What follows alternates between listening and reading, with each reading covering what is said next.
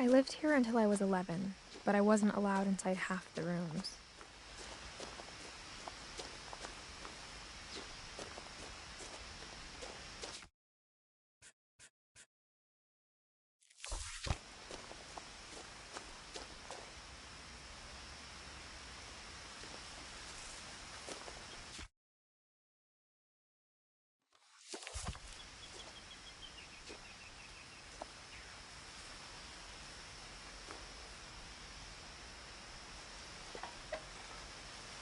Inside the mailbox were bills from 7 years ago, marked urgent, open immediately.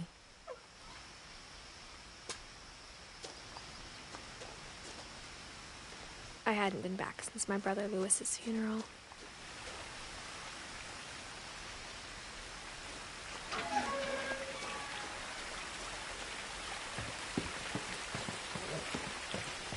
In her will, my mother left me a key, but didn't tell me what it unlocked.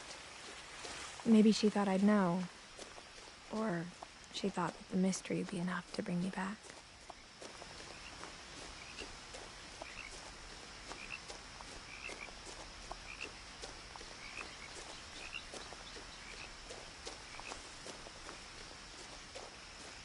No one had driven this way in a long time, but I saw a few hoof prints.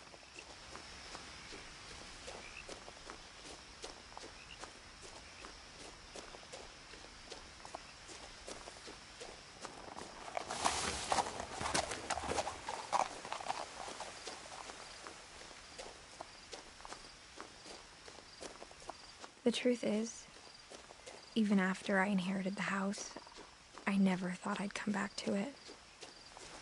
But now I had questions about my family that only the house knew the answers to.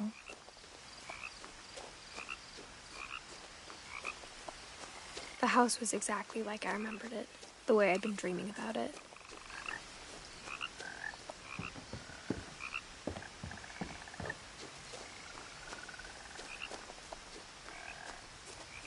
As a child, the house made me uncomfortable in a way I couldn't put into words. Now, as a 17-year-old, I knew exactly what those words were. I was afraid of the house.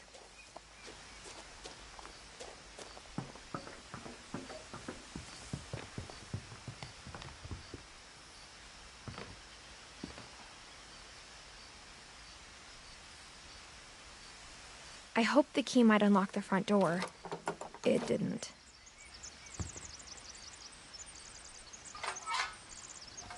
Looking in, I felt like the house itself had been waiting for me.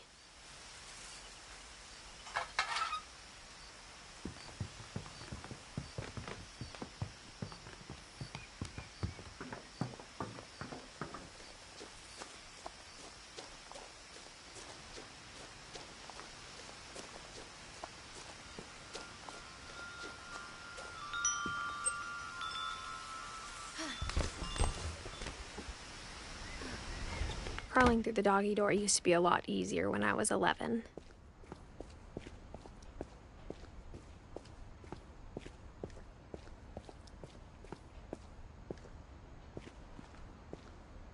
For the first time in years,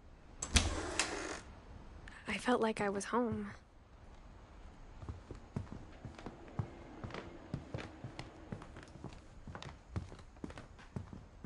Nothing in the house looked abnormal. There was just too much of it, like a smile with too many teeth. My mom wasn't much of an optimist, but she never stopped believing that my brother Milton was alive. After Milton disappeared, Mom sealed up all the bedrooms. Then Edie retaliated and drilled peepholes.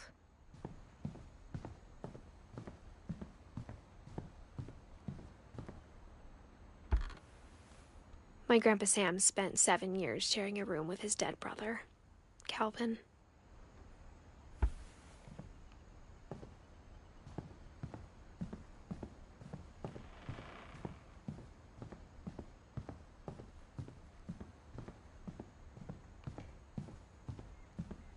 Edie's father, Odin, built the original house. Barbara was a child star for 2 years, until America grew out of it. Mom must have locked the third floor stairs on the night we left.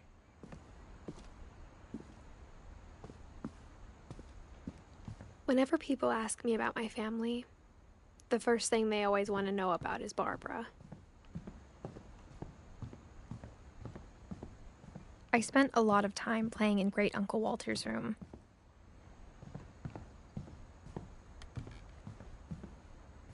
Louis told me there were secret passages, but I never believed him.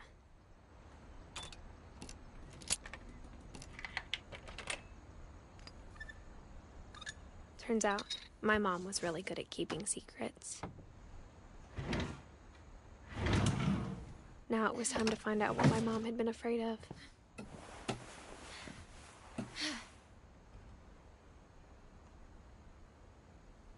Reading this, maybe it sounds like I had a plan. But I had no idea what was behind that door.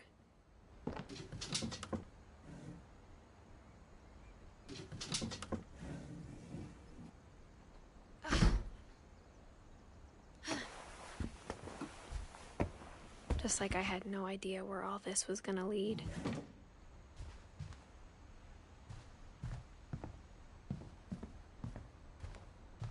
I grew up looking at Molly's room through the peephole. Molly's gerbil had a tiny bedroom with its own even tinier gerbil cage.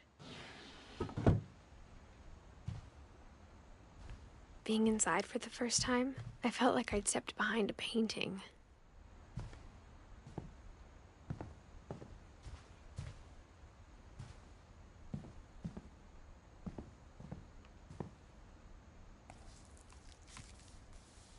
December 13th, 1947. Dear Diary, I'll be gone soon, but I wanted to tell somebody about what's gonna happen. It started when Mom sent me to bed without dinner.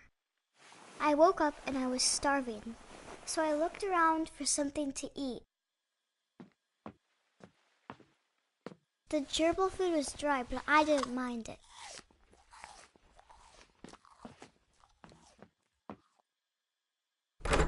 Mom, can I come out now?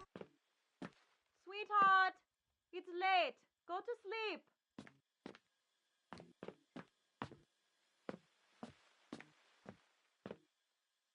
My Halloween candy was all gone.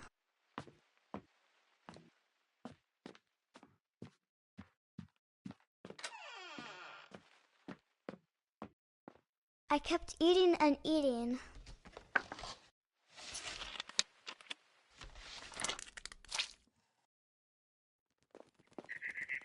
I ate a lot of things that night.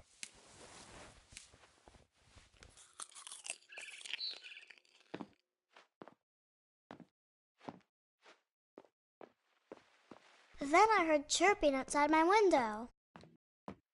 It was a barn swallow going back to her nest. I reached out for her.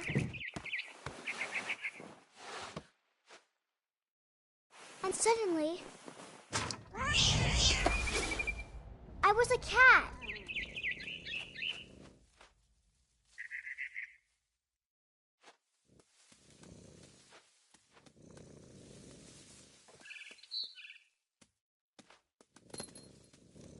I tried to be quiet, but the bird was really scared.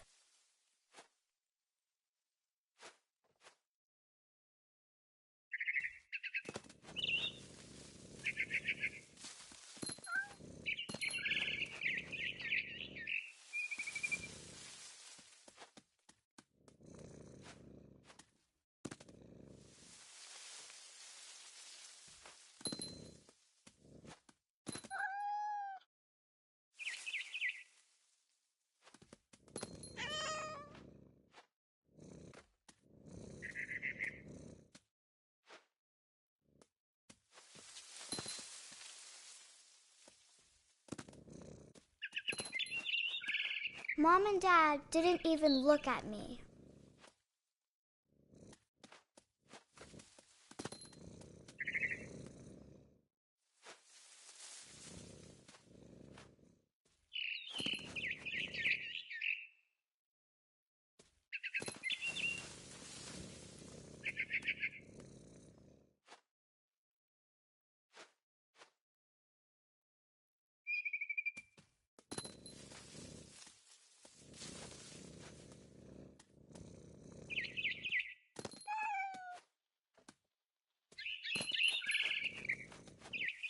I jumped and I almost got her.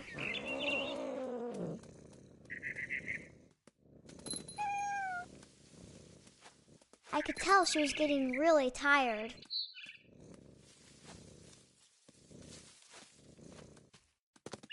Now I was up in the big tree. I promised Dad I wouldn't climb it anymore. All I cared about was eating that mama bird.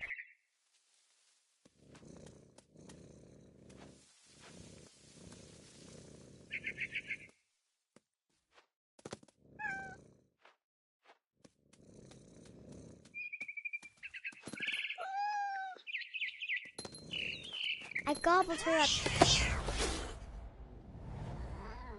And suddenly, I was an owl. First, all I heard was the wind. Then I heard little teeth nibbling in the grass.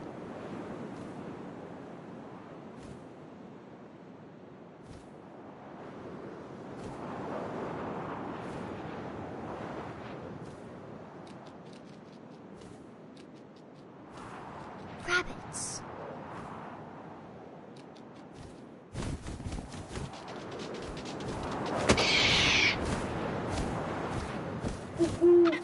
I imagined his face looking up and seeing mine through my talons.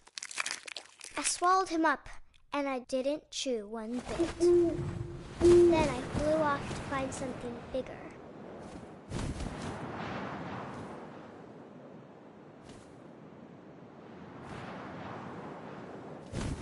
A mama rabbit.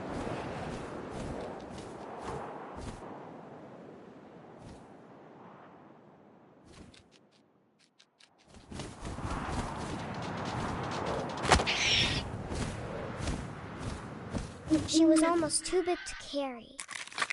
I started choking, but I couldn't stop eating. And suddenly, I was a shark.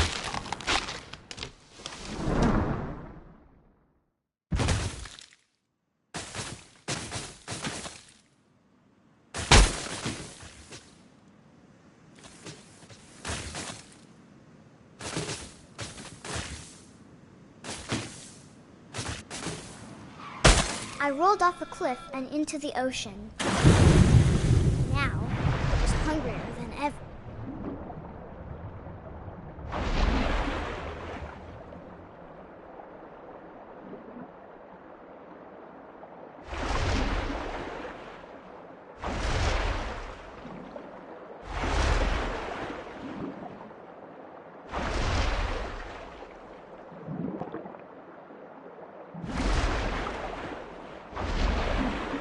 I wanted fat, juicy seals.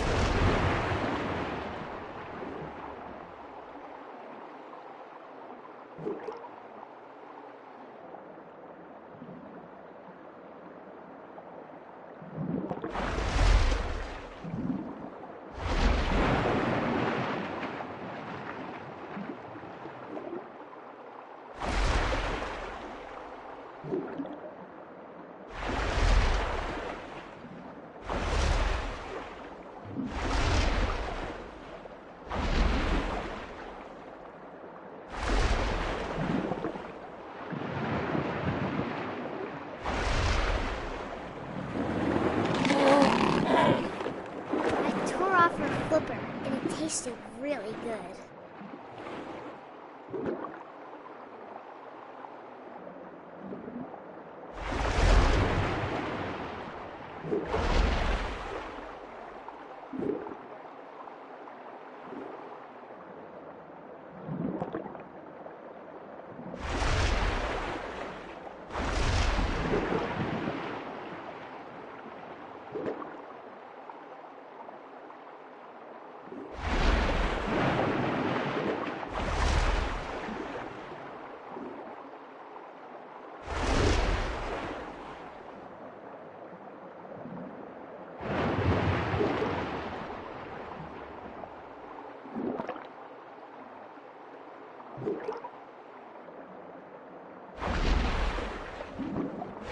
Grabbed on tight, but I was so hungry, I jumped out of the water.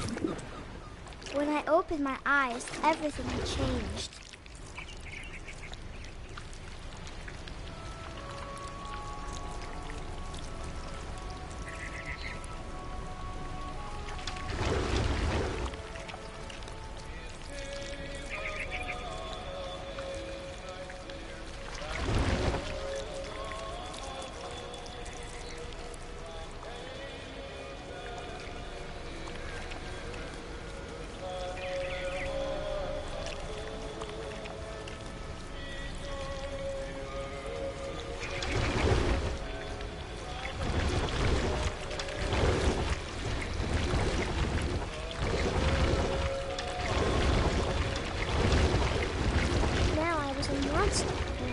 know people everywhere.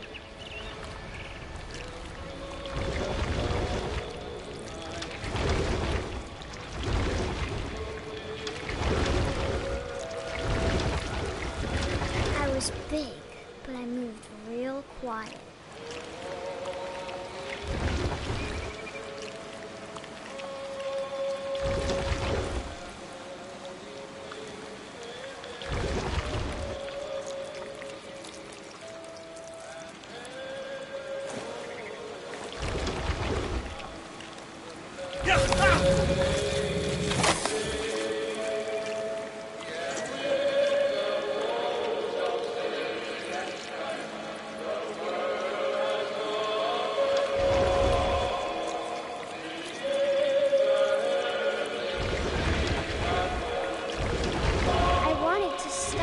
But also, I didn't.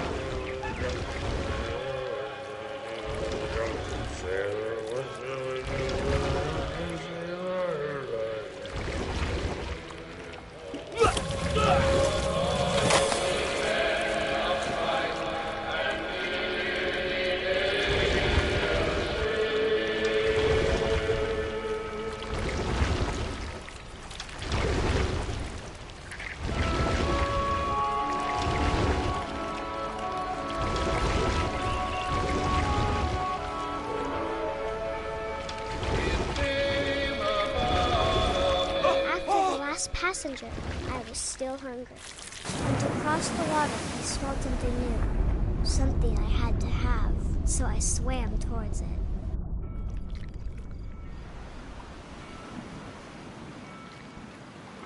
I slithered onto the sand, and the good smell went into an old pipe.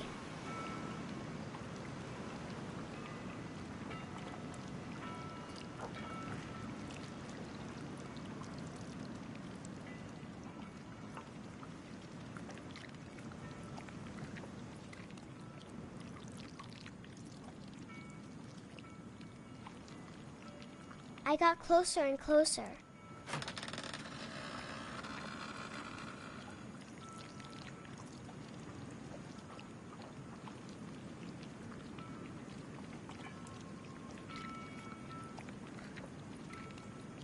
All of my stomach started growling. And suddenly, I was me again. I held my breath for a long time, but I couldn't hear anything. I think it's waiting for me to fall asleep. But it's not going to wait much longer. It needs to feed, and we both know I will be delicious.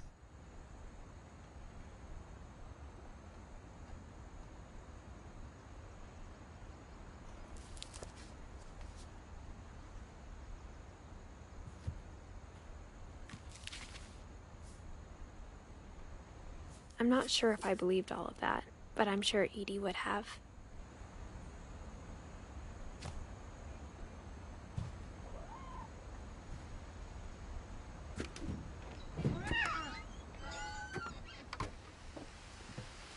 This will be obvious later, but my mom never told me any of these stories.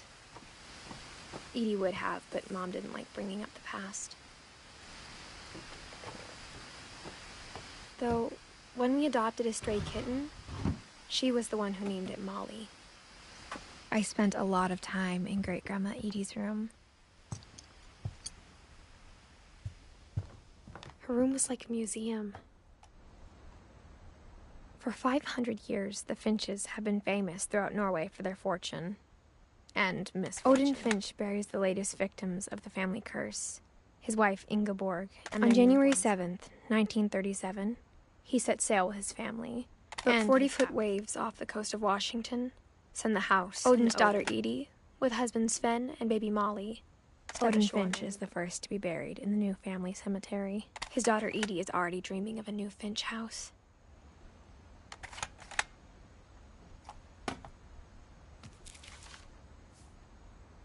Whatever's wrong with this family, it goes back a long ways.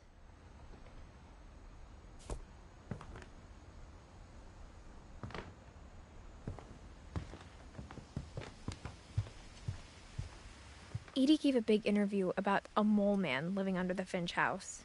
My mom was furious. I hadn't thought of myself as Edith Jr. for a long, long time. One summer, they evacuated the island, but Edie refused to go. For a few weeks, she was a celebrity. When Edie told people Sven was killed by a dragon, she could also have said he was building a dragon-shaped slide that collapsed. Even in her 90s, sometimes Edie seemed a lot younger than my mother.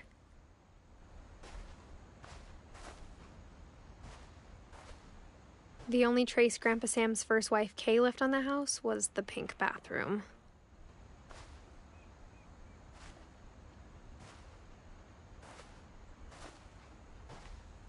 It was a pretty big trace.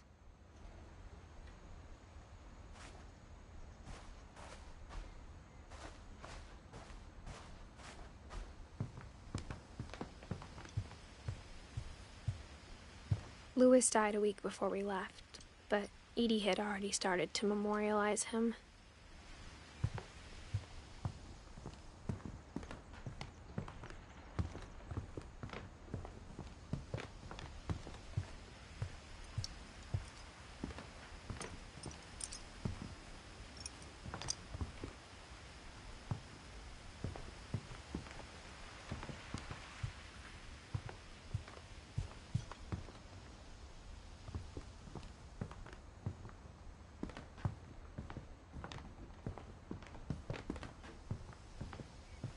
Great-grandma had always been the family's biggest fan.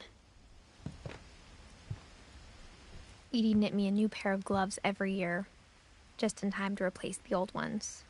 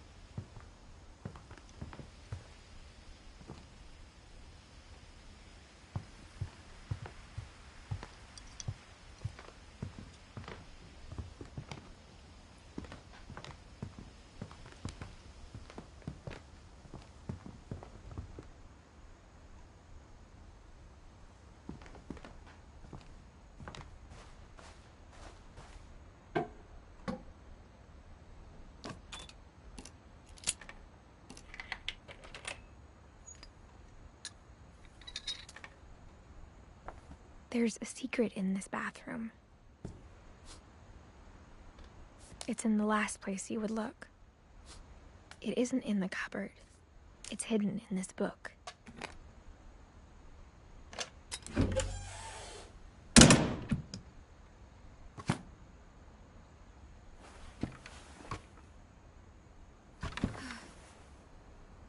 Sven gave Sam an old camera he'd refurbished. He never put it down.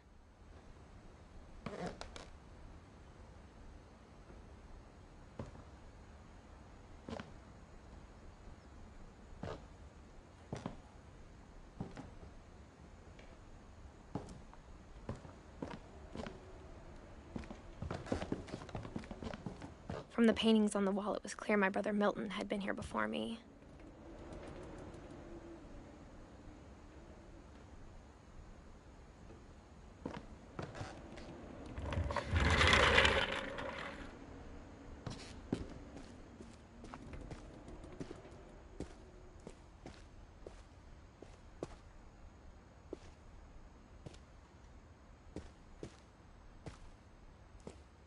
I knew Grandpa Sam had a twin,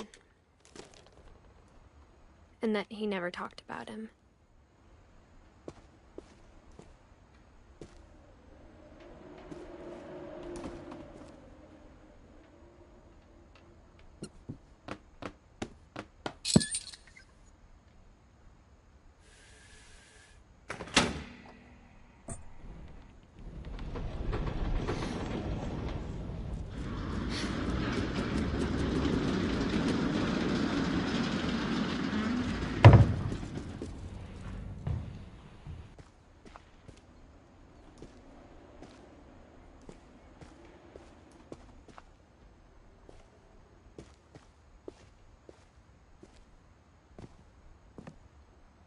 I guess my grandpa didn't like history any more than my mom did.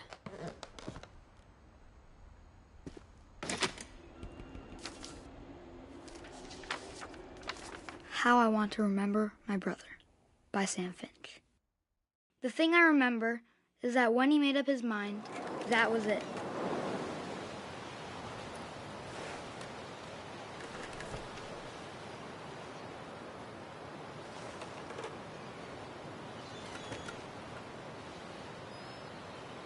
My brother said he'd die before he ate another mushroom, and he did.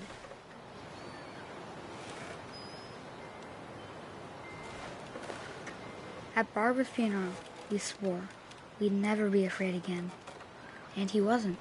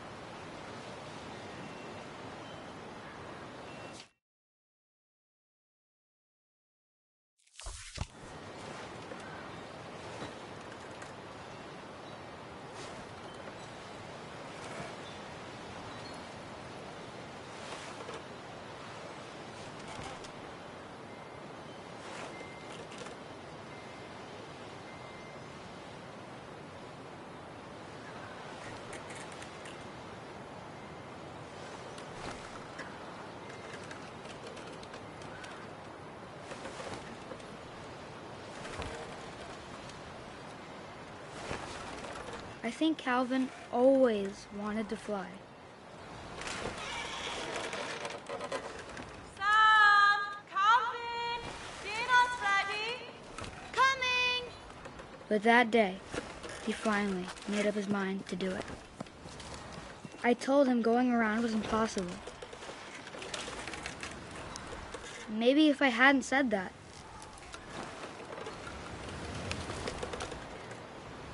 Calvin! I'm not gonna tell you again! maybe if the wind hadn't picked up, then maybe he'd still be here.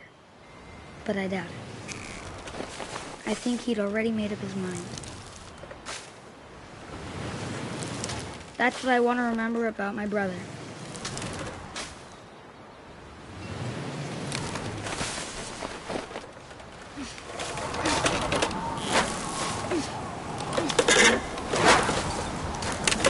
The day he made up his mind to fly, and he did.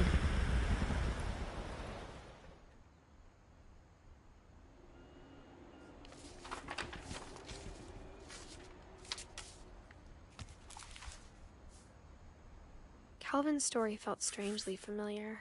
When I was younger, I remember trying to do the exact same thing.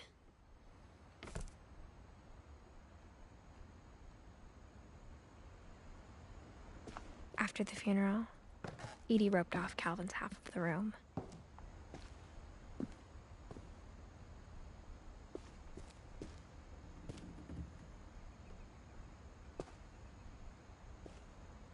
Mom said Grandpa Sam enlisted at 18 and never set foot in the room again.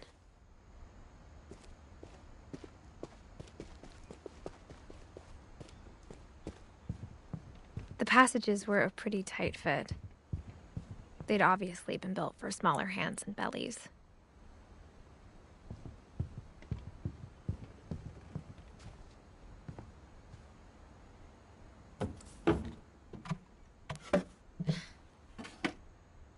Growing up, I always thought of Barbara as a child star.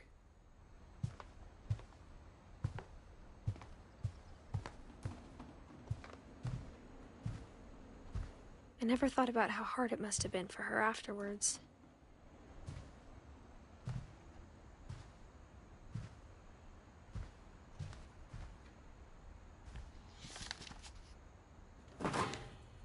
Of all the stories people wrote about Barbara's death, I'm surprised Edie saved this one.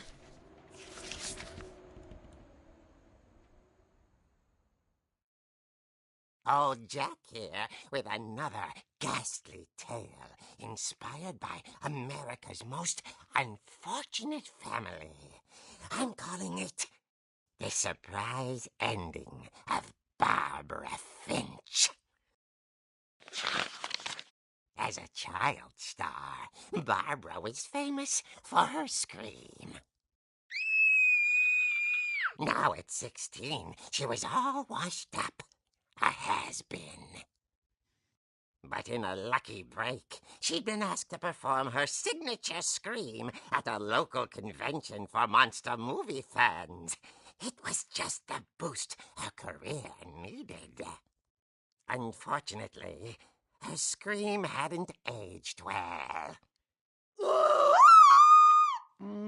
Getting better. I think you just need the right motivation. Her biggest fan and current boyfriend, Rick, was about to demonstrate when... Now that was a great scream.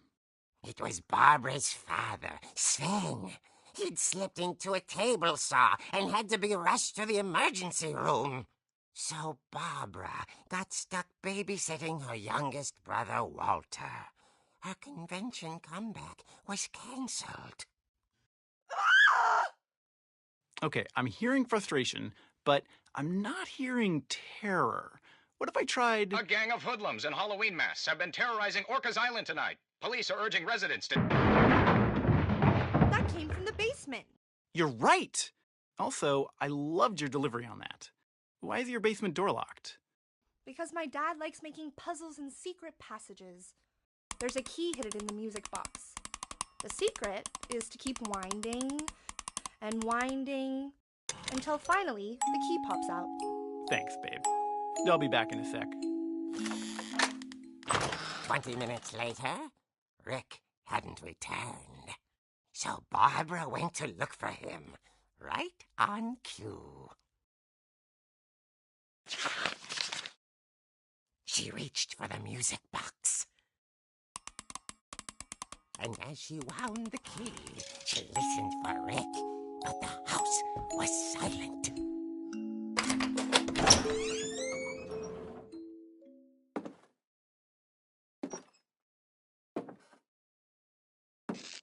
She found Rick's crutch and imagined the worst.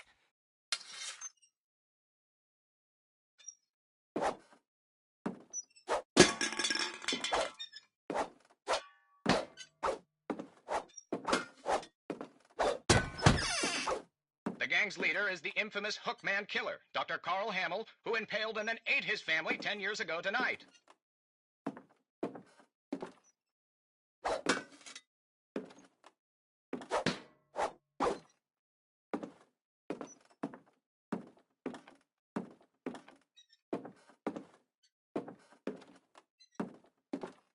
The old fridge rattled and grew still.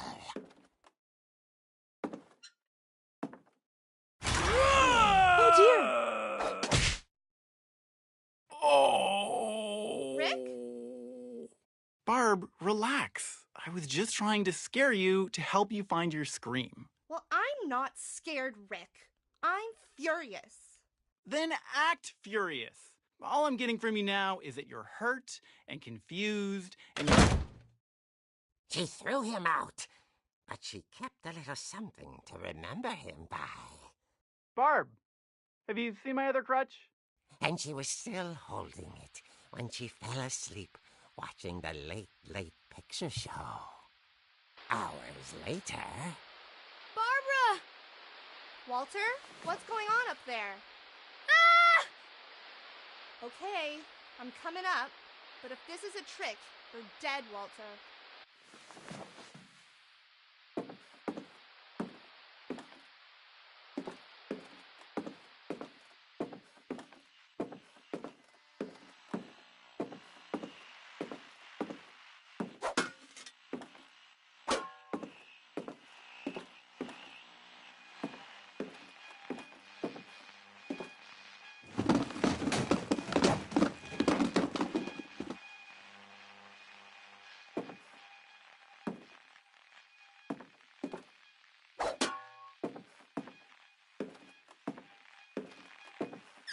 Walter, are you there? Walter had vanished, but his bedside radio was still on. Orcas Island police describe the man as 6 feet tall, with a steel hook for a hand. Residents are urged to lock all doors and windows and notify the police of any suspicious activity. Barbara turned, saw the hook man, and was speechless. He was quite smashing. And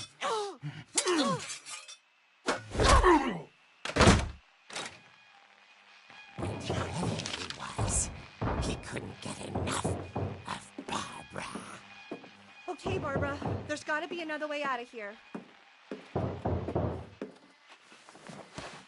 That night, she played her part beautifully.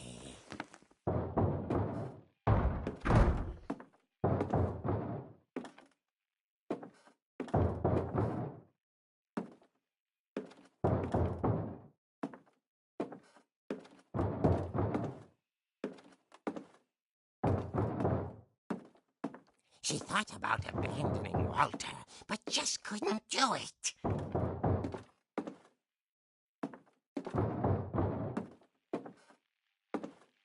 Molly's door hadn't been opened in years.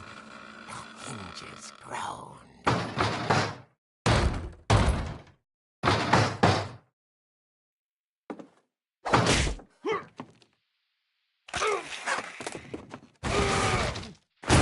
He wasn't moving, but she sensed the story might not be over yet.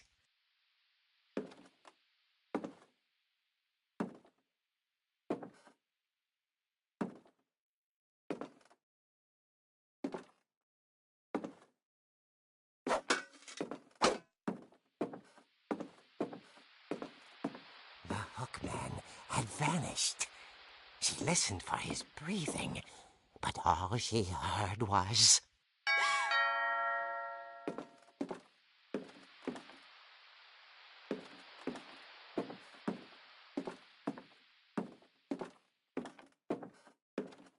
Someone at the door was dying to speak to young Barbara. At the door, she heard whispering.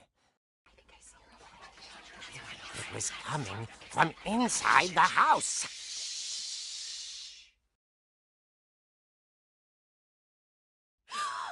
Oh dear.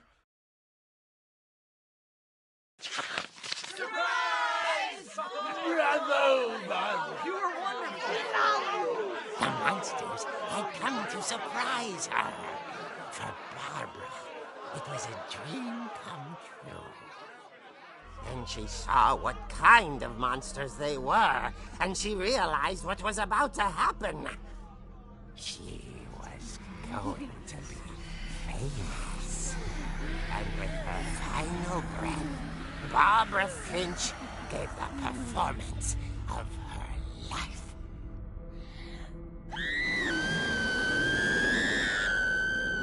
I wasn't there myself, but I hear Barbara was magnificent. Poor girl. She had a taste for stardom. But unfortunately, so did her fans. Of course, the police blamed it all on poor Rick, who disappeared the same night.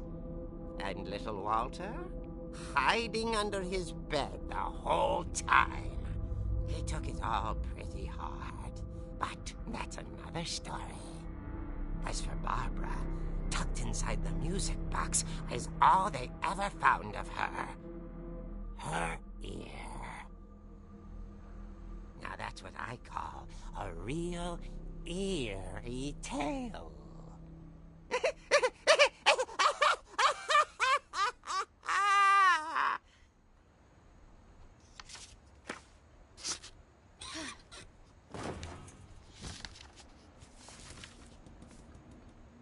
Edie told me all Barbara wanted was to be remembered, as absurd as that comic was.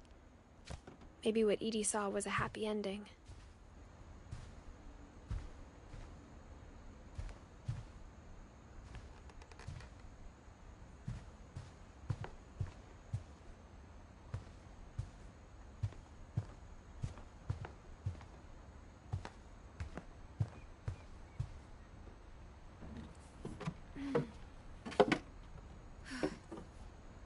I guess now I know why Mom didn't like me playing with the music box.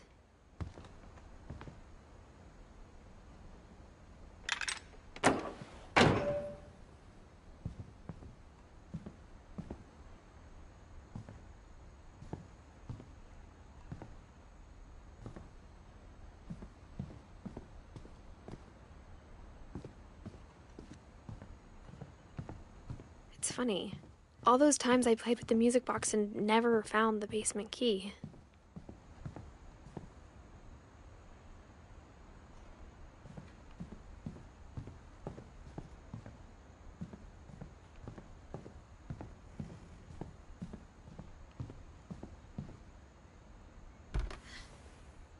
Molly always seemed like a girl I could imagine being friends with, if she hadn't died in 1947.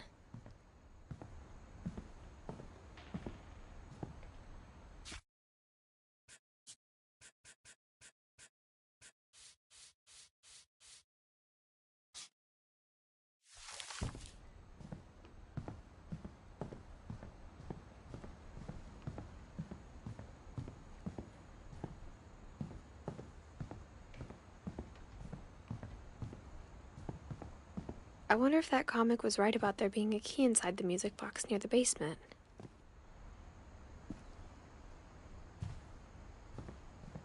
A lot of things got left behind in the whirlwind of that last night.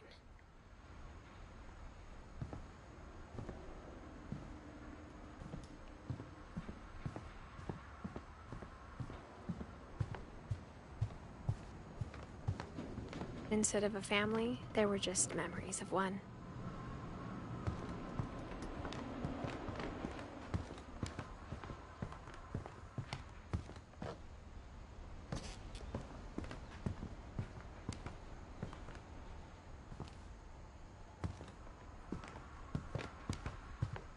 Maybe I should go check out. The table was still a wreck from the night we left.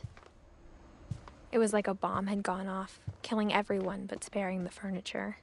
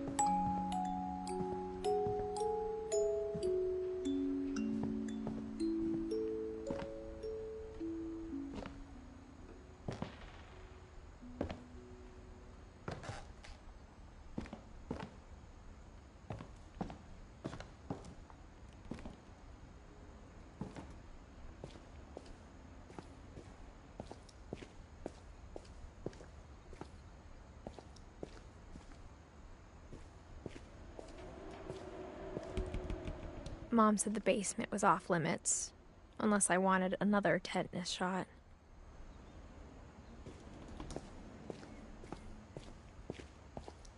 I saw Edie sneak down to the basement once, carrying packages.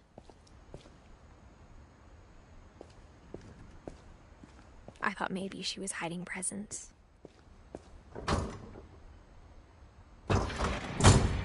It turned out she was hiding a lot more than that.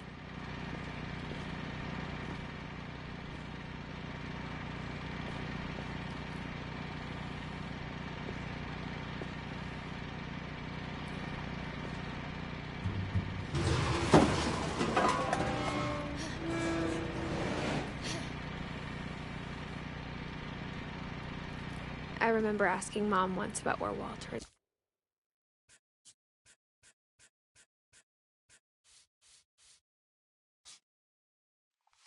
gone. She said after Barbara died, he got as far away as he could.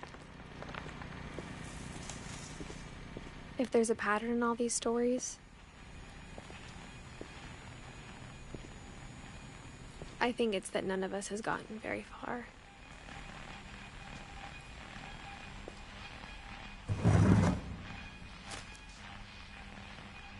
Goodbye, everyone. I can't believe I've been down here for 30 years. On that first day, after the shaking started, I didn't think I'd survive a week.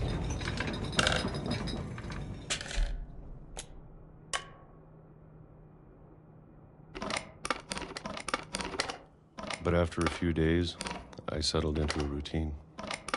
That's what kept me sane. Having a schedule, living for today. I always expected to be dead tomorrow. But if you wait long enough, you get used to anything.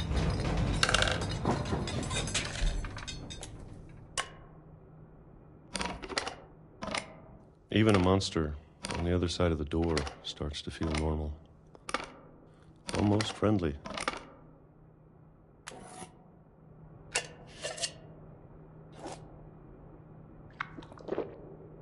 And then one day, everything just stopped. Whatever that thing was, it was gone. Maybe it got tired of waiting. Or maybe I just got tired of being afraid.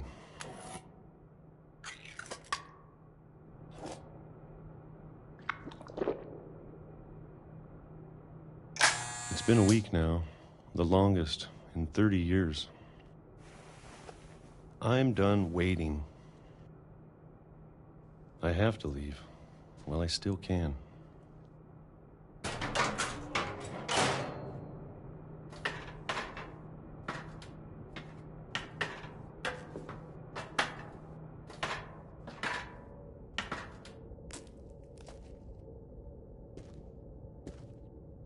I know it's out there, somewhere. Whatever killed Barbara and Molly and Calvin. Maybe this is all a mistake. But I need to stop living the same day, even if it kills me.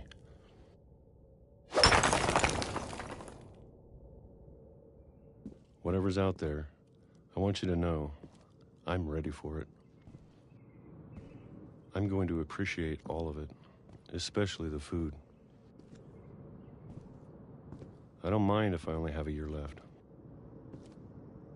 or a month, or a single week. I'd be happy with one new day. I can already imagine the sun on my face.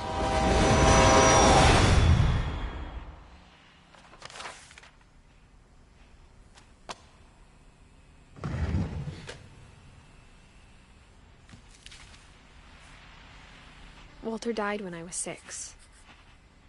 I can't believe my mom never told me he was down here.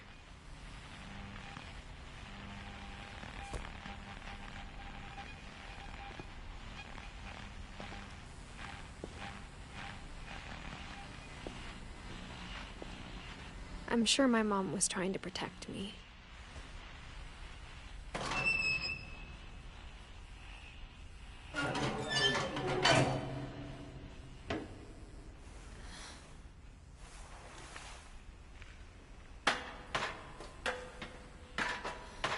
Maybe she was afraid I'd end up like Walter. But if she never told me about an uncle under the house, I can only imagine what else she was hiding. I don't want to make the same mistakes she made, trying to bury something that's still alive.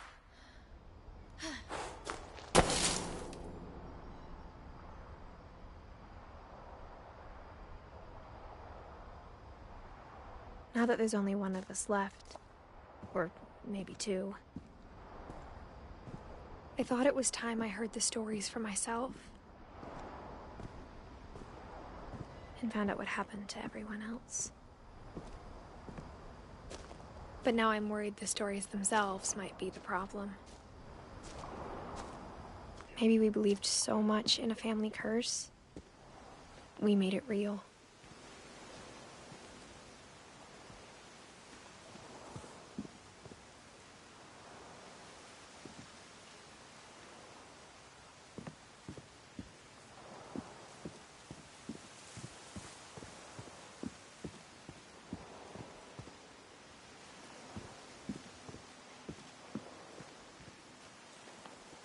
I don't know if I should even be writing this.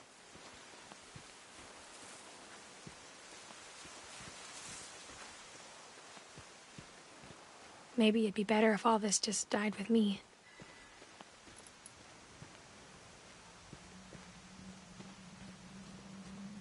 But I thought you should know about your family.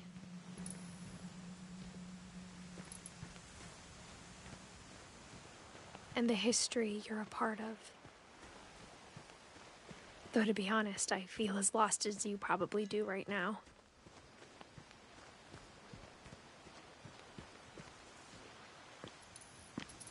I think the people in these stories believed them, for what that's worth.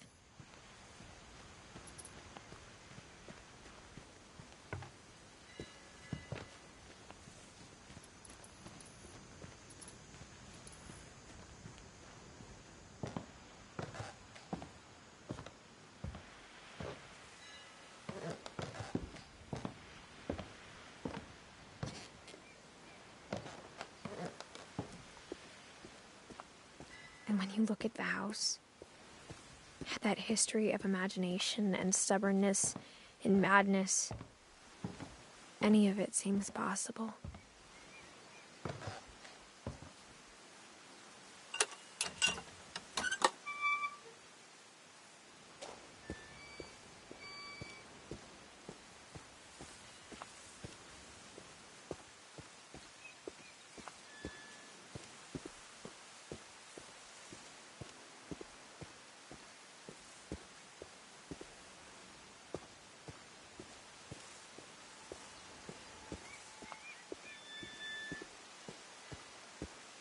I think we've been surrounded by death for so long, we've just gotten used to it. What kind of family finishes building a cemetery before starting the house?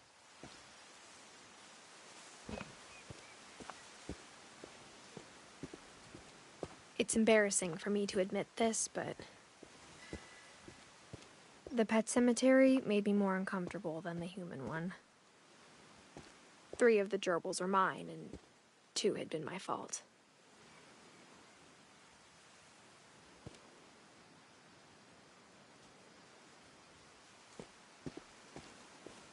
Sven built the house, but it was Edie who designed the cemetery.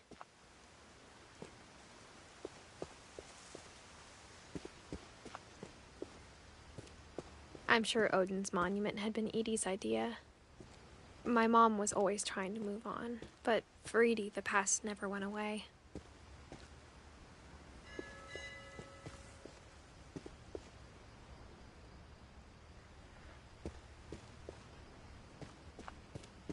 She could see it poking out of the water at low tide.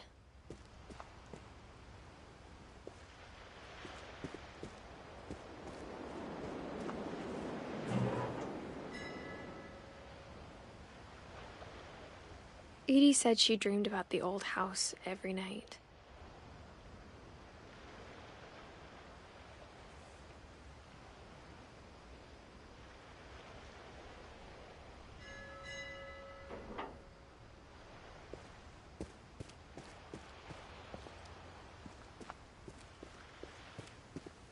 Edie's side was always easier for me to understand. But the older I get, the more I can see where my mom was coming from. Her dad had been pretty strict, but it wasn't enough to save her brothers. She was just trying to do better.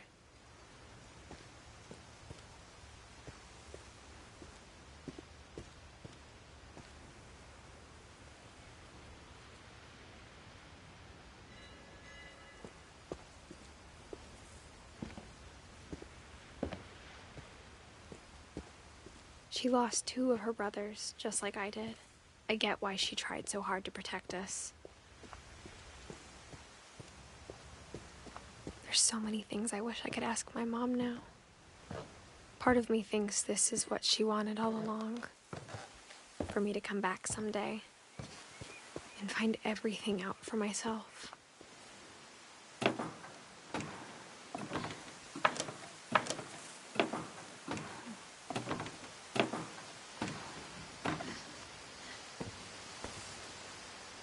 But looking back on it now, if she told me there was going to be so much climbing, I never would have come when I was 22 weeks pregnant.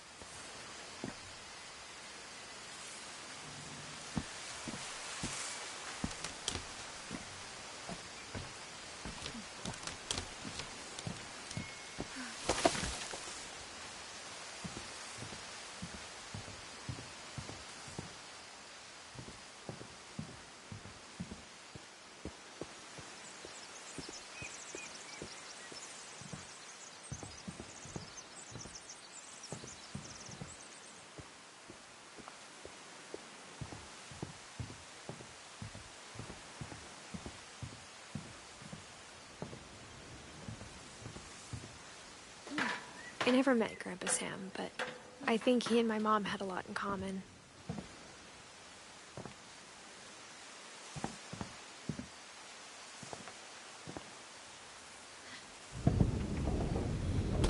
They were both pretty intense.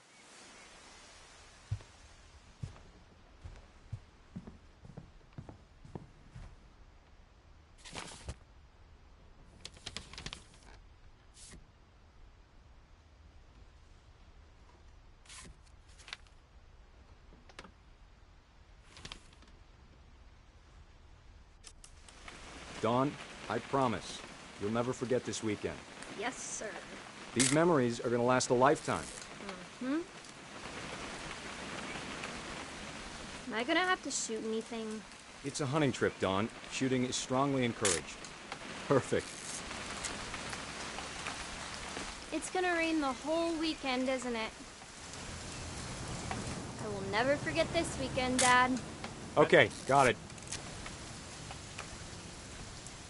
I'm gonna take some pictures, okay? Just be careful. That camera's older than you are. Aw.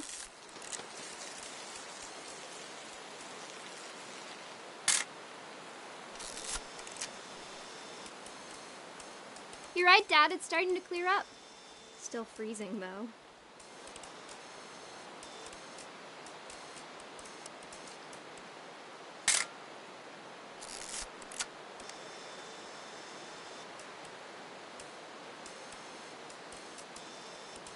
Definitely should not have drunk all that coffee.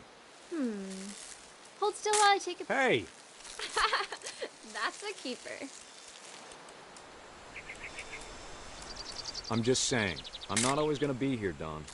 You'll need to remember this stuff, if you want to survive. I'll be fine, Dad. You know who else thought he was gonna be fine? Some guy who died. Dawn, I'm being serious.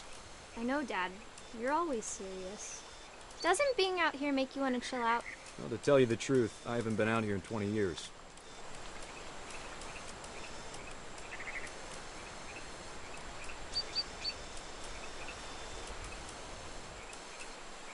Last time I was with my... Dawn, don't you think you could find something more interesting to photograph? Your grandpa Sven taught us how to fish, how to build a fire. We found an old logging trail. There were deer everywhere.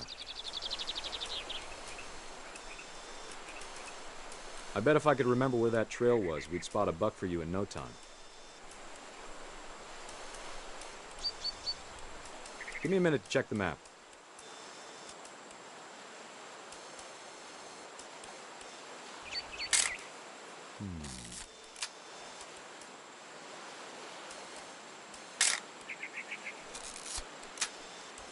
Let's see. You don't need to waste any more film on me, kiddo.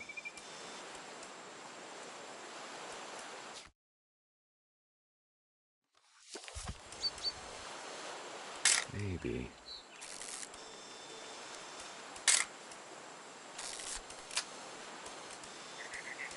Or was it?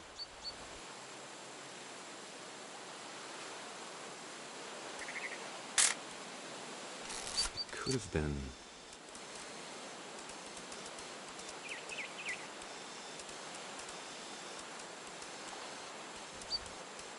Dad! Good eyes, Dawn. Before you take the shot, let me get a picture of you.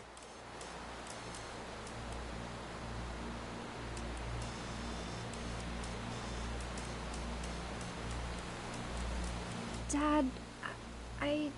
Just breathe. Turn off your imagination. Let me get behind you. Do I have to do this? Dawn, you don't have to do anything. But if you want to survive, you'll need to be strong. Great shot, Dawn!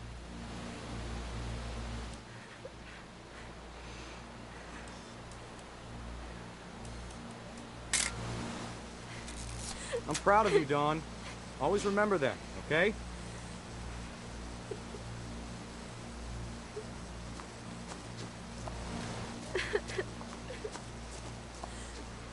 Sorry, Dawn. Just gotta reset the timer.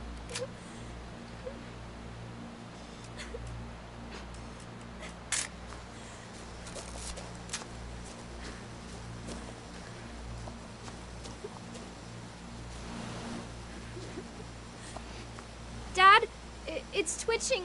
I think That's it's totally normal, Dawn. Just focus on the camera. Try not to think about... Dad!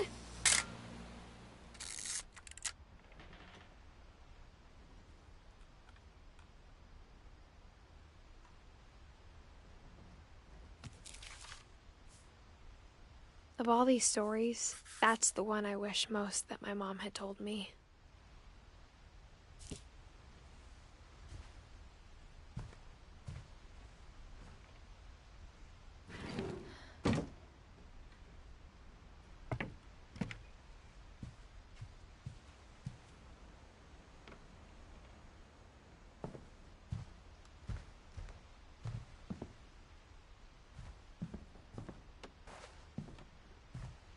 Instead of hiding from death, Sam seemed to go out of his way to meet it.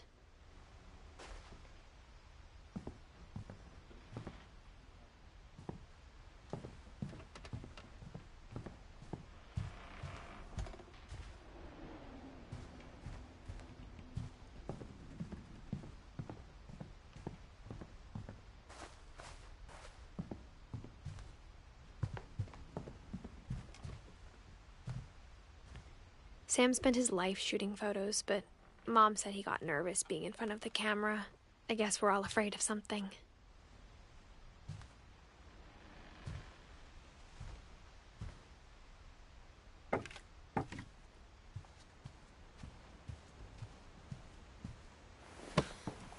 After Sam died, my mom and Edie got really close. They'd both lost a lot.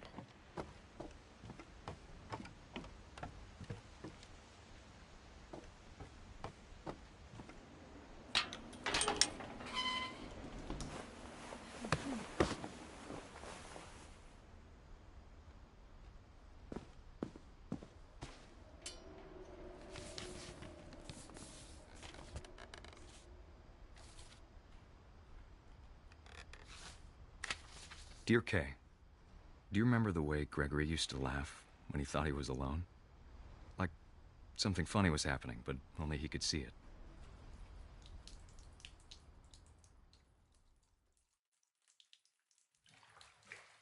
I think he saw things the rest of us don't.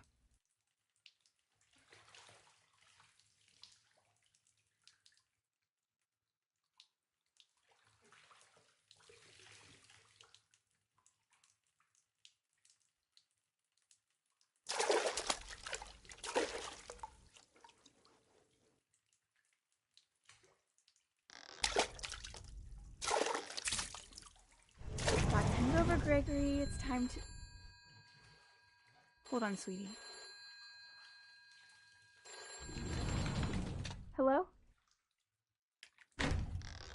Sam, I told you I don't want to talk right now. I wonder what he saw.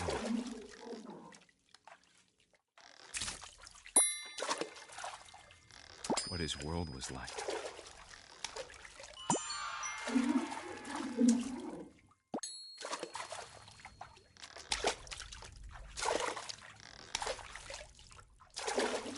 He reminded me so much of Calvin.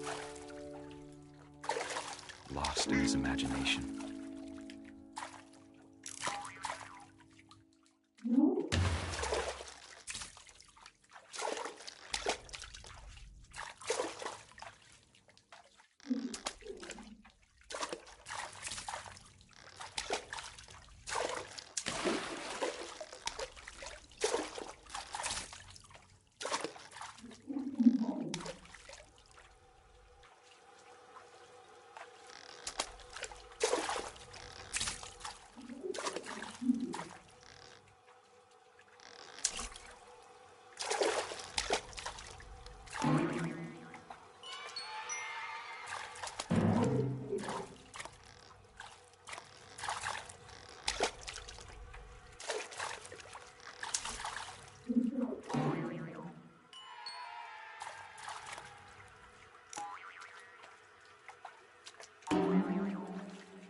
I know how silly it sounds.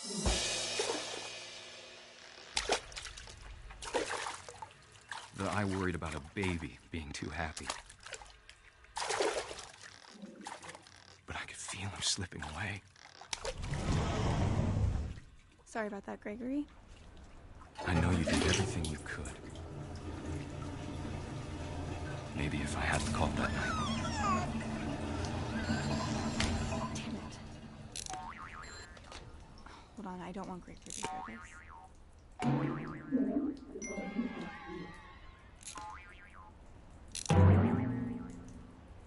I wish he could have told us about the world he saw.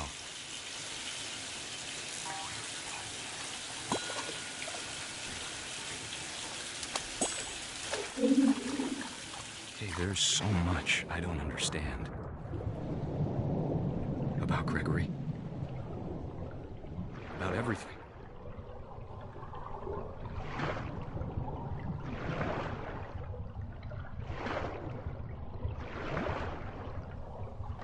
But I know what happened wasn't your fault.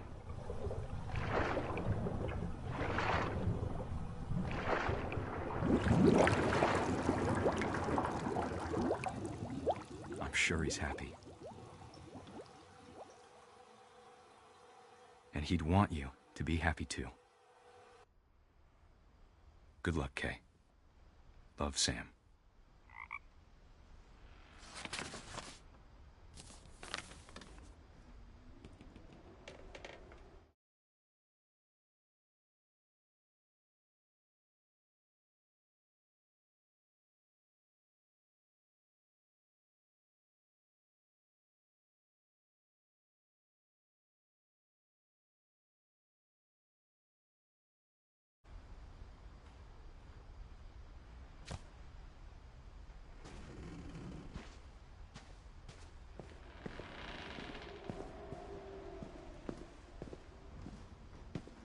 I can't imagine my mom ever writing poetry, and yet... A poem for Gus, who always said the wedding was a bad idea. Our father never hit us kids, at least not very hard, before the day my brother said with teenage disregard that he'd be dead before he'd see a wedding in our yard.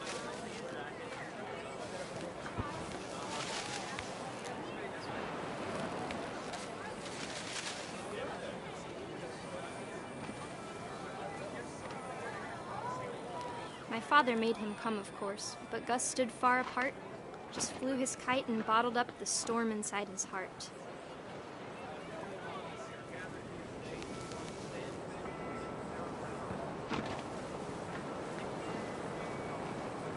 I tried to talk him out of it, but though he'd never met her, "We don't need a stepmom," were the words that I pronounce you husband and wife. You may kiss the bride.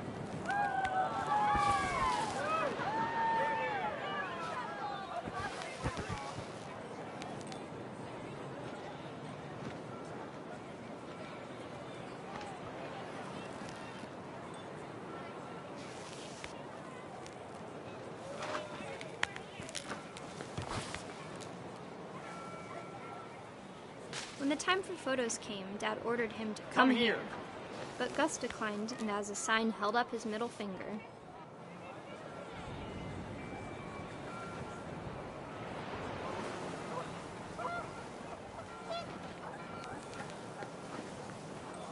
The wind picked up and panicked geese appeared and quickly went. But all the humans did that day was go inside the tent.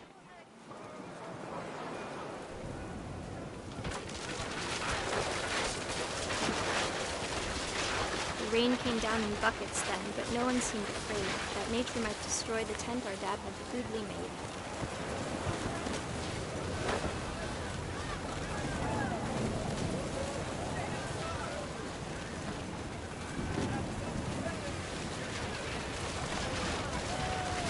The thunder sounded much too close and full of angry power.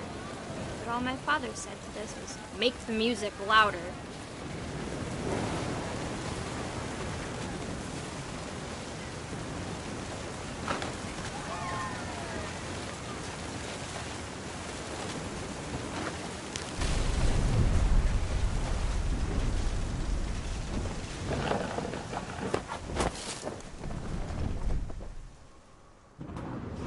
I wish that I could truly say I thought about you on that day. Out there on the beach alone, just you, the wind, the sea, and foam. But I didn't, until we found you.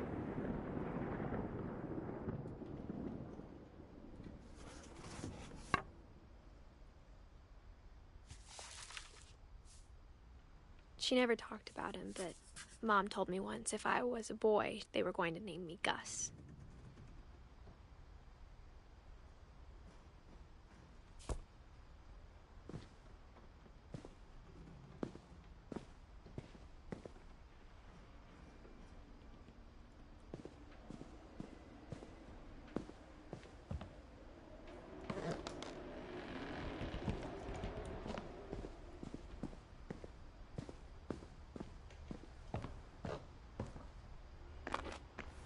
My mom moved up to the loft after her brothers died. At the time, it was as far away as she could get.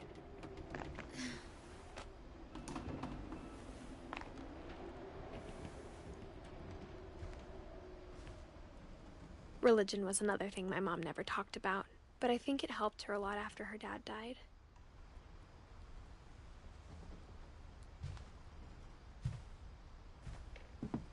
She spent a summer building houses in Calcutta, where she met my dad, Sanjay.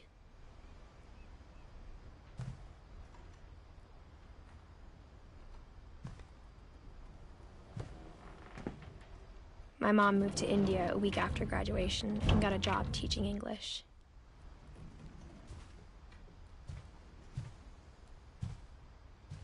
Louis was born a year later.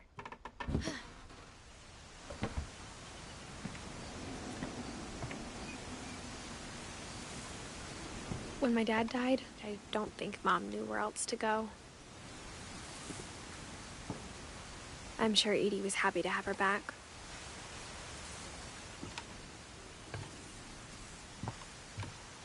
And to see kids in the house again.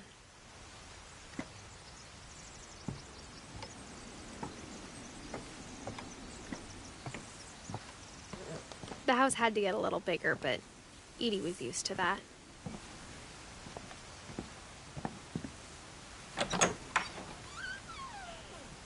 And for a while, things were good. Almost normal, but it didn't last. The beginning of the end was Milton's 10th birthday, when Edie gave him a castle.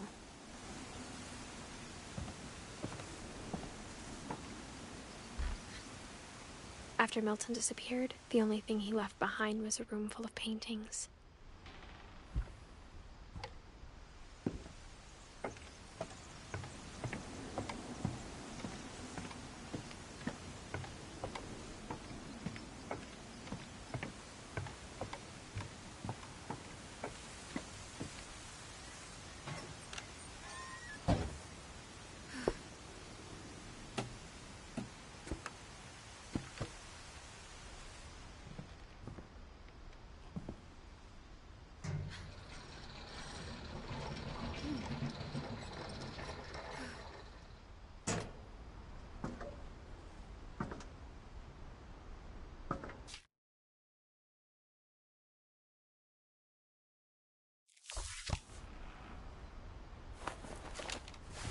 Milton Finch in The Magic Paintbrush.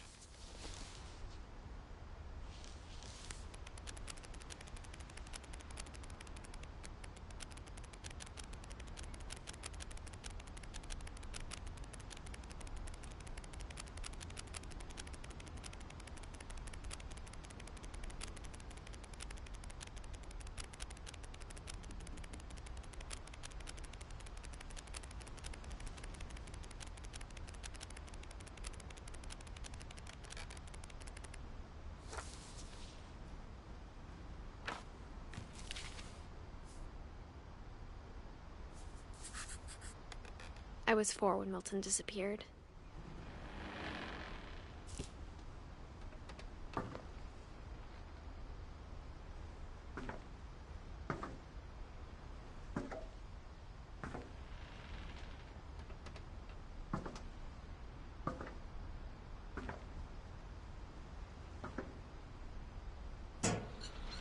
Mom spent months searching for my brother. Then she sealed the doors.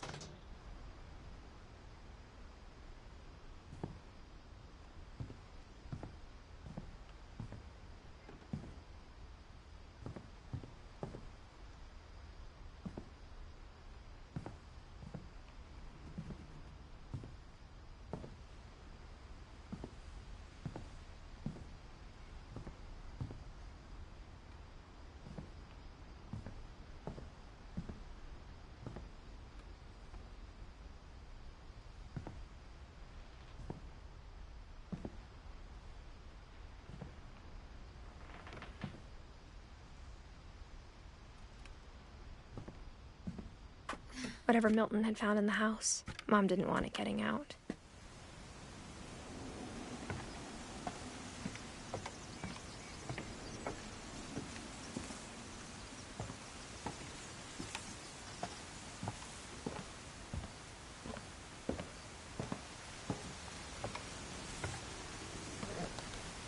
Mom definitely blamed Edie, but I think Louis blamed himself. After he graduated, he just spent more and more time in his room, until Mom got him a job at the cannery.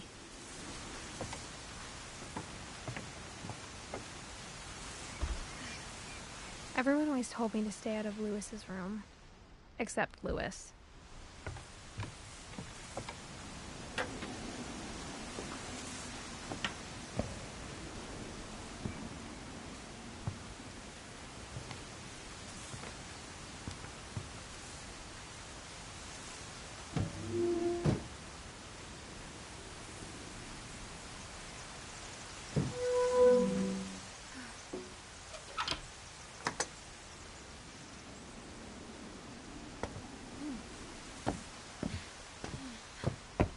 Louis's room smelled very, very familiar. That part of him lived on.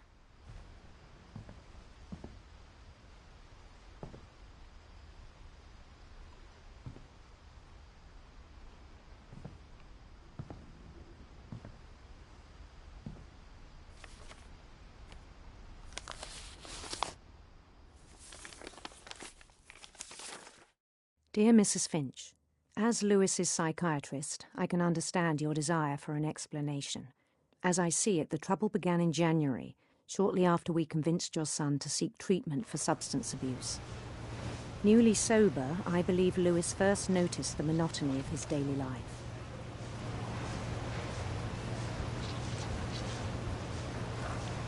He kept working at the cannery, but he withdrew part of himself.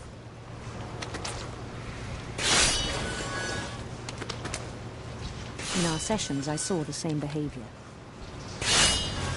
His mind began to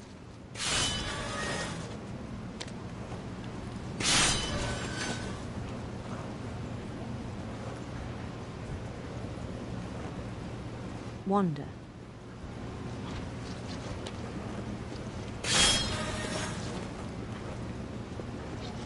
I asked him to describe it. He said he started small, imagining a labyrinth.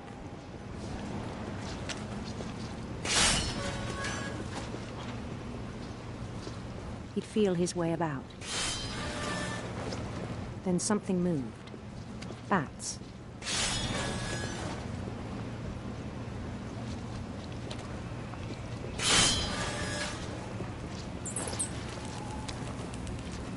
And toads.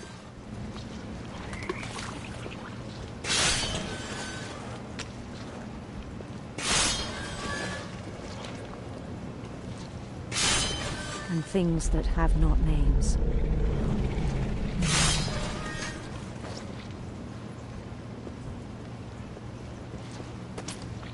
He knew it was all in his head.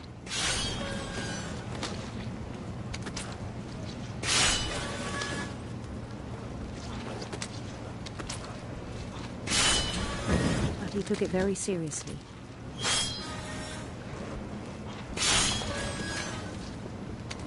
I had hoped he'd find himself.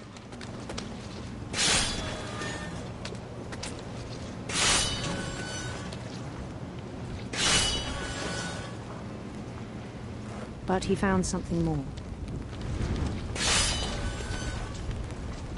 I worried about him then.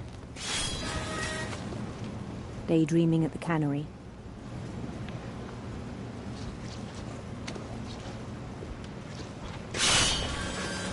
I spoke with his boss. But he said Lewis had become a model employee. Methodical, tireless, focused.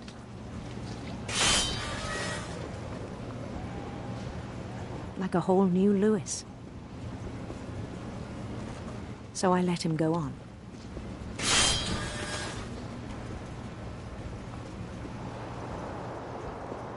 I even encouraged him.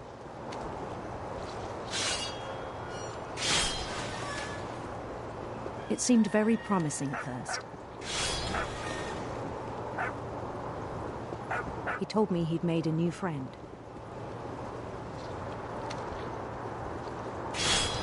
On the edge of a city he named Lewis Topia. He built the city up slowly, brick by brick.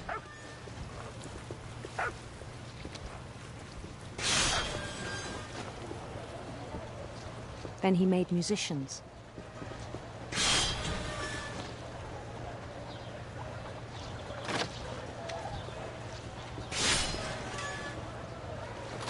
And songs for them to play. He talked about starting a band.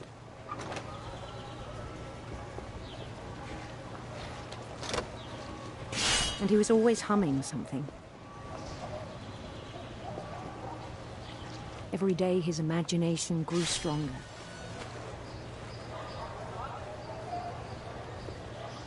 He no longer spoke at the cannery. But his chopping was as reliable as ever. Then one day it struck him that all the cheering crowds, even the stones under his feet, were all in his imagination, so he could do whatever he wished.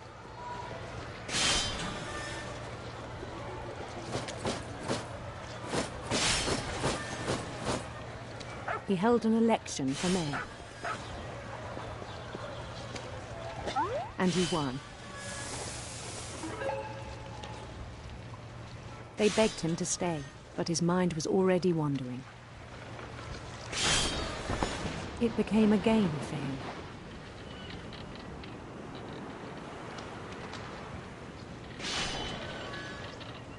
He'd conquer a city, then immediately push on. New Louisville.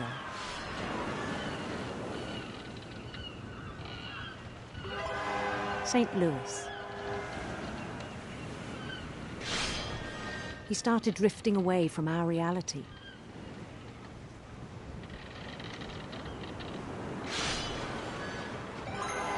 Minneapolis. Until one day he forgot to go home from the cannery. Even as his mother pleaded with him, part of Lewis kept sailing on.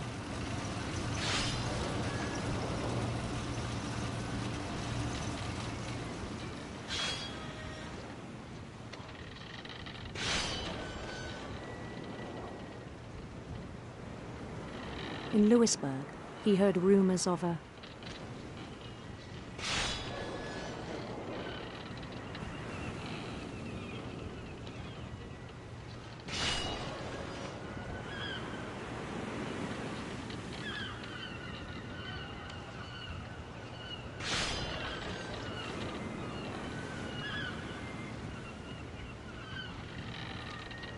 handsome queen.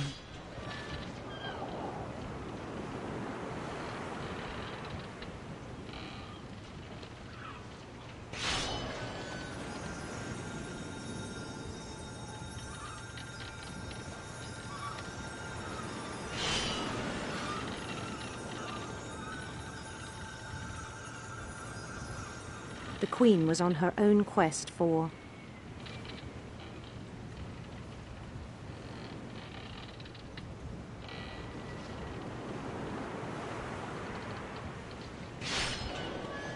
radiant rainbows.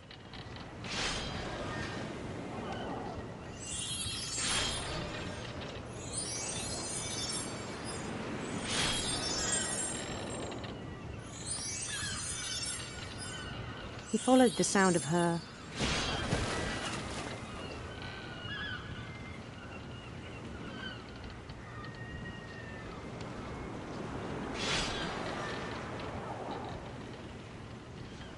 silver harp.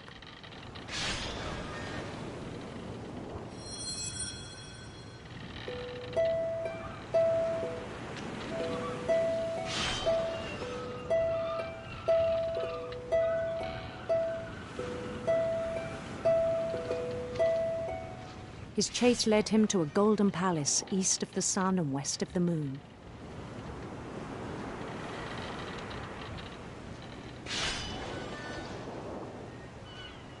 Even then, his logic remained sound.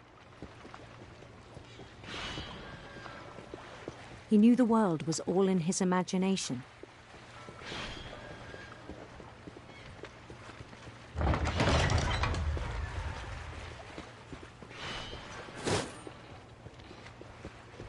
But he was so proud of having created it. In his own eyes, he'd become something greater than a king.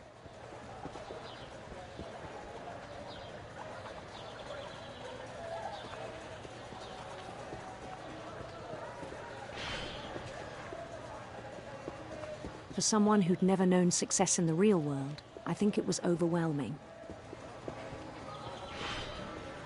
And then it struck him that the real Lewis was not the one chopping salmon, but the one climbing the steps of a golden palace.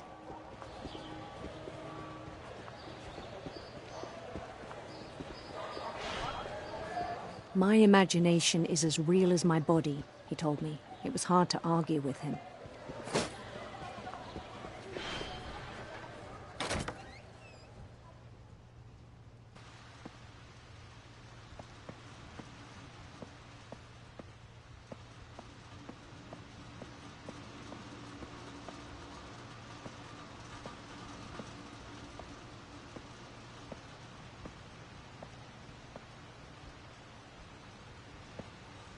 Began to forget the world we know.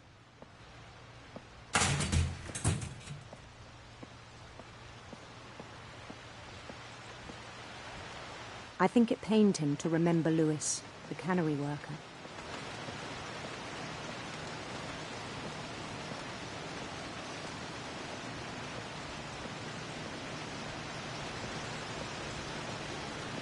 He began to despise the man with a royal contempt.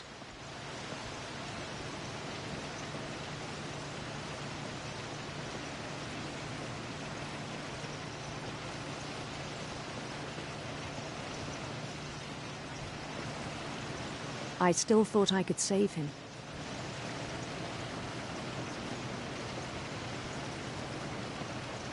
Even after he said he was being crowned king over all the lands of wonder.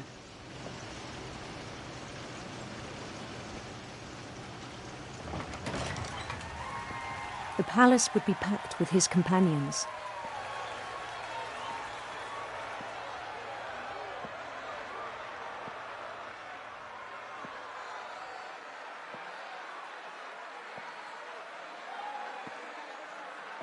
including the wise Calico who'd insisted on advising him.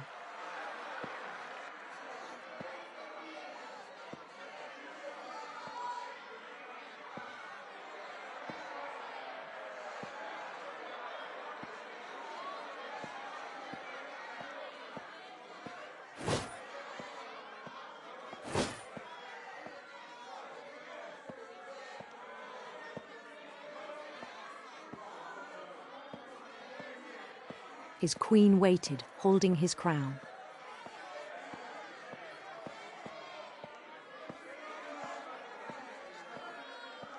There was only one thing left to do.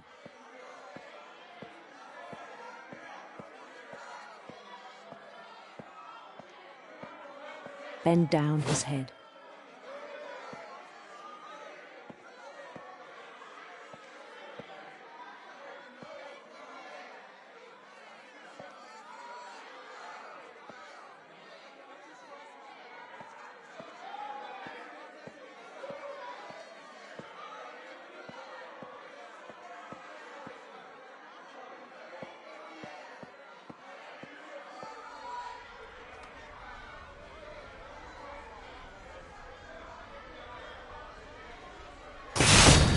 The rest I think you know. Mrs. Finch, your son was a kind man who will be missed by all of us who knew him.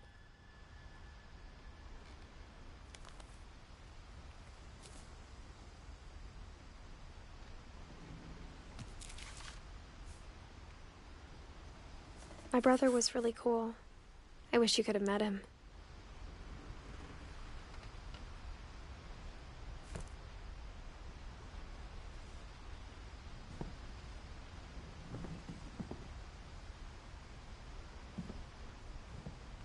Louis and I spent a lot of time playing games together, but he was surprisingly bad at them. He died a lot.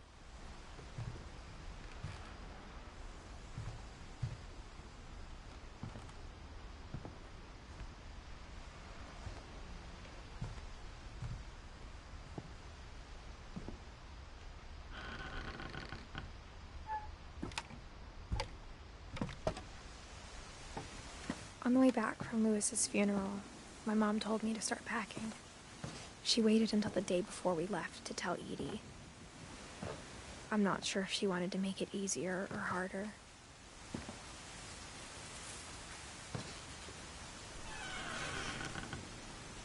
I wish we'd stayed. But I understand why we left.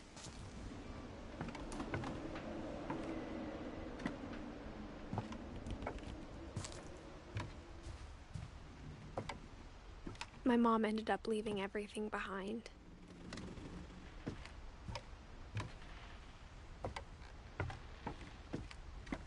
What happened that night had been coming for a long time.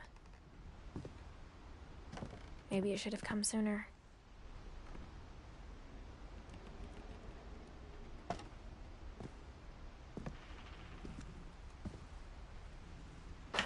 But it had to end one way or another. All that's left now is to tell you about that last night.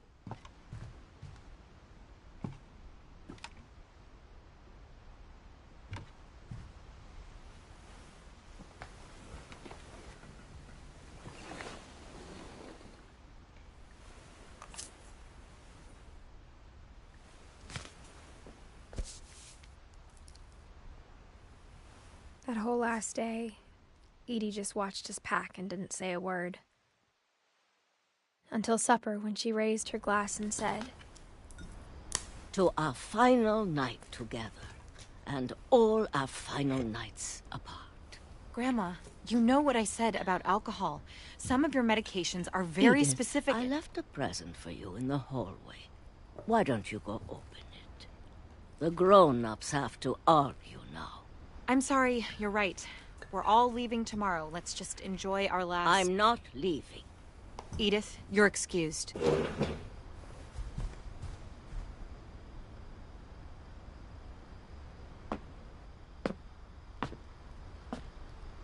The power had been shut off that morning, but Edie always had plenty of candles. When my mom sealed the library, I don't think she knew about the other entrance.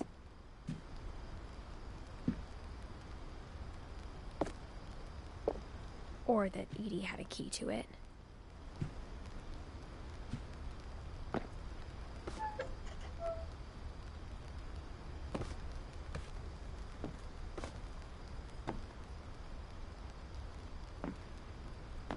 That thing you're afraid of isn't going to end when you leave the house.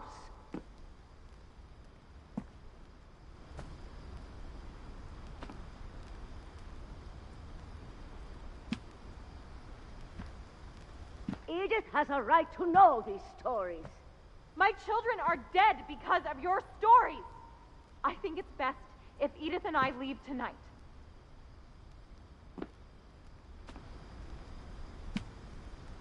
We'll have the nursing home send a van for you in the morning, okay?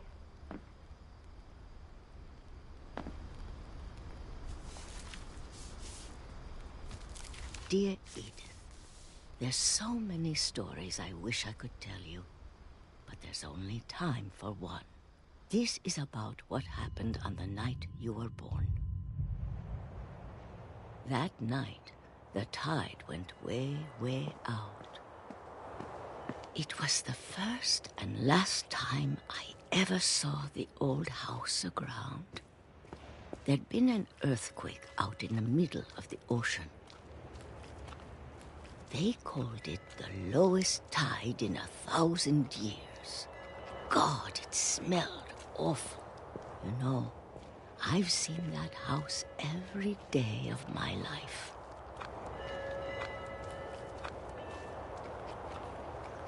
But I never thought I'd go back to it. When the fog rolled in, I lost my way.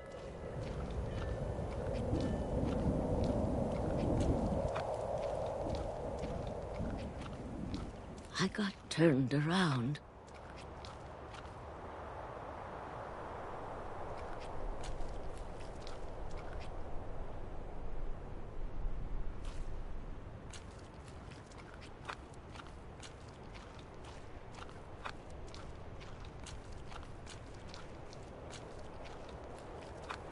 For a while, I wandered.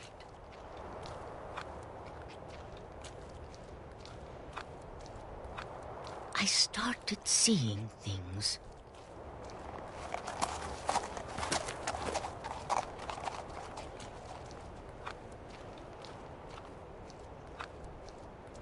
Things I'd forgotten had ever existed.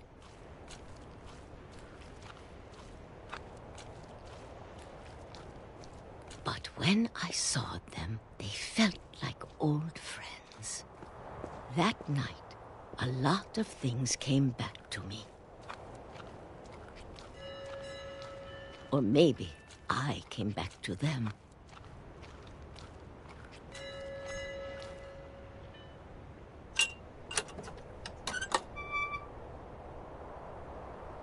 Things I can't explain, but that I need you to try and... Edith, what are you doing in here? It's mine. Edith! Mom, you're gonna rip it! Let go! I kicked and screamed, but Mom dragged me to the car. I never saw Great-Grandma Edie again.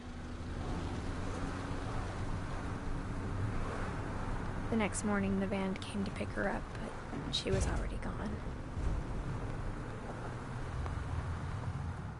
After that, we moved around a lot.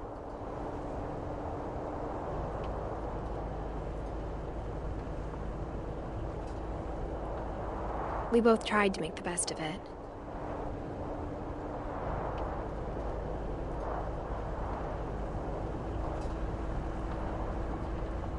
A few years went by.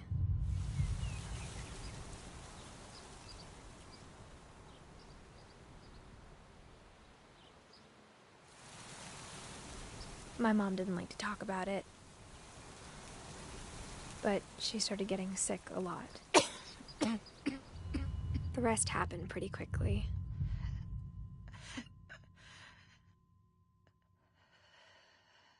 She got better for a while, and then she didn't.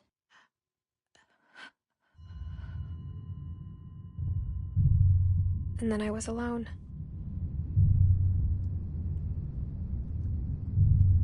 the last Finch left alive.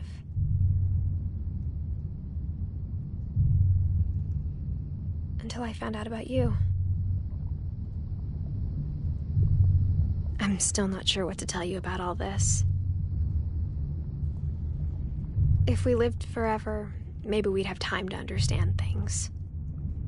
But as it is, I think the best we can do is try to open our eyes. And appreciate how strange and brief all of this is. This journal was supposed to be for you.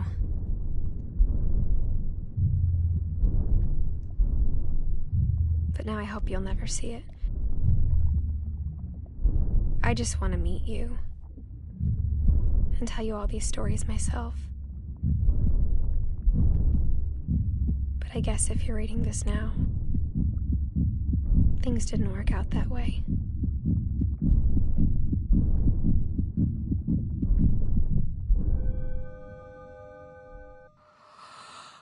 This is where your story begins. I'm sorry I won't be there to see it. It's a lot to ask, but I don't want you to be sad that I'm gone. I want you to be amazed that any of us ever had a chance to be here at all. Good luck.